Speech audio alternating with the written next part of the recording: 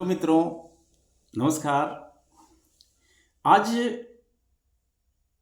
विवाह संस्कार पर बहुत गंभीर बात होनी है, बड़े आत्मीयता के साथ।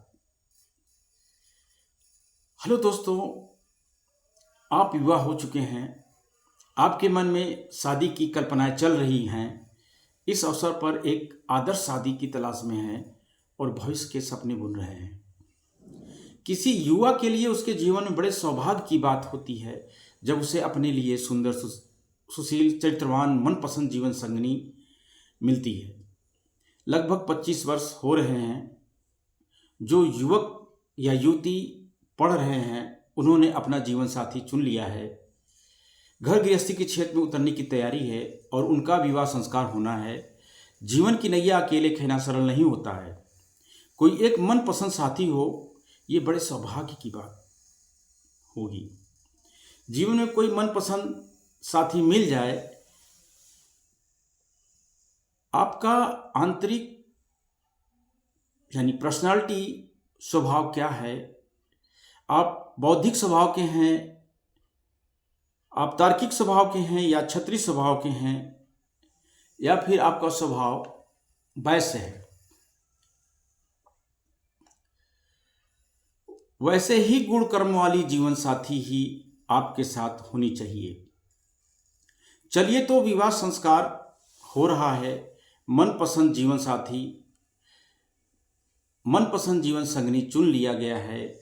बहुत सारी इधर उधर की जांच परख कर ली गई है। वर को वधु के लिए, वधु को वर के लिए, दोनों का चुनाव बराबर का अधिकार है। और अब आप जीवन के कर्म क्षेत्र में साथ साथ आगे बढ़ने के लिए तैयार है। उसमें एक बड़ी अनोखी मनोवैज्ञानिक बात आती है। उसमें एक बड़ी अनोखी मनोवैज्ञानिक बात आती है। दोस्तों, यहाँ पे थोड़ा सा ध्यान देने की बात है, जीवन में जीवन भर साथ देने की, जीवन के समस्त प्रेम को एक दूसरे को समर्पित करने की, बहुत सारे वचन निभाने की। तो आइए समझते हैं इस बात को। विवाह के वृक्ष के पुष्प क्या है? आप जानते हैं? जितने लोग जानते हैं कमेंट करें। विवाह किसे कहते हैं? जितने लोग नवयुवक हैं वो बताएं। विवाह किए तो बहुत दिन हो चुके होंगे, काफी समय निकल गए होंगे, बताइए। अगर विवाह के इस वृक्ष पर प्रेम का पुष्प नहीं खिला तो निरर्थक, बेकार गया जीवन। बिना रस के ये जीवन भी कोई जीवन है निभाना। किसी तरह जी लेंगे। कुछ लोग हैं जो विवाह करते हैं, कुछ लोग निर्वाह करते हैं। निर्वाह का मतलब बस जीवन की गाड़ी किसी तरह खींच ली, बस किसी तरह कर्तव्य को निभा लिया। और विवाह वो होता है जैसे किसी काम को आप ऐसे करते हैं, दिल से, मन से उसको निभाते हैं, बड़ी खूबसूरती से काम को करते हैं, बड़े तन्मय धन से करते हैं। मतलब विशेष खूबसूरती से करने का है मेरा। आइए, अब विवाह के समय जब वर मंडप में आता है, विवाह संस्कार की शुरुआत तब होती है। उसकी वधू वहां पर पहले से ही बैठी है। वो कहती है, आइए इस आसन को विभूषित कीजिए। जब वर बैठने लगता है तब पुरोहित रोकता है, नहीं, ऐसे नहीं बैठना है। इस वधू ने केवल इस आसन पर जगह नहीं दी है, इसने अपने मन में, अपने जीवन में जगह दी है। इसलिए तुम्हें एक आश्वासन देना होगा। तुम्हें एक स्त्री को अपने जीवन में स्थान दी है, तुमने एक पुरुष को अपने जीवन में जगह दी है। निर्वाह मत करना, विवाह करना। वादा करो, विश्वास दो, आश्वासन दो। मेरी पूरी कोशिश होगी कि मुझसे तुम्हारे जीवन की सुंदरता, शोभा, सुख बढ़ते रहें। मैं ऐसी कोशिश करूंगी, मैं ऐसा प्रयत्न करूंगा। एक स्त्री ने जिसने आपको अपने जीवन में स्थान दिया है, एक पुरुष ने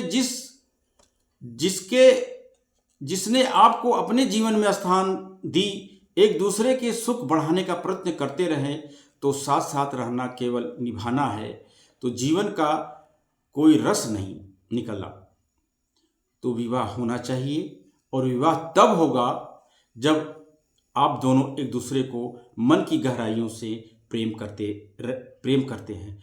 और प्रेम की सृष्टि विवाह का वृक्ष है। प्रेम की सृष्टि विवाह का वृक्ष है। वृक्ष का पुष्प है, तो वृक्ष का फल, अब तो बात समझ में आ गई होगी। अब जब पुष्प स्पष्ट हो गया, विवाह का वृक्ष का फल है संतान। ठीक है, तो पति विवाह संस्कार होते हुए अपने होने वाली पत्नी का हाथ पकड़ता है। इसको पाणी ग्रहण की विधि कहते हैं।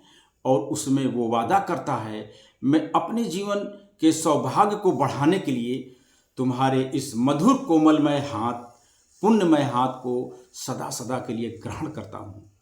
और इस मधुर बेला पर मैं तुम्हें विश्वास देता हूँ कि जीवन की धरती की संपूर्ण सुंदरता को मैं तुम में देखूंगा। अब धरती की सबसे ज़्यादा सुंदर स्त्री हो तुम। अब मेरे लिए अपने मन के संपूर्ण प्रेम को तुम्हें अर्पित करूंगा। जरा विचार कीजिए कि धरती की संपूर्ण सुंदरता एक स्त्री में महसूस की जा सकती है? ऐसा हो सकता है? नहीं ना। तो याद रखना, विवाह वृक्ष का संपूर्ण प्रेम तुम्हें हासिल नहीं हो सकता। प्रेम की गहराई ये कहती है, अब तुम्हें उसके अलावा और कोई सुंदर दिखता ही नहीं। हो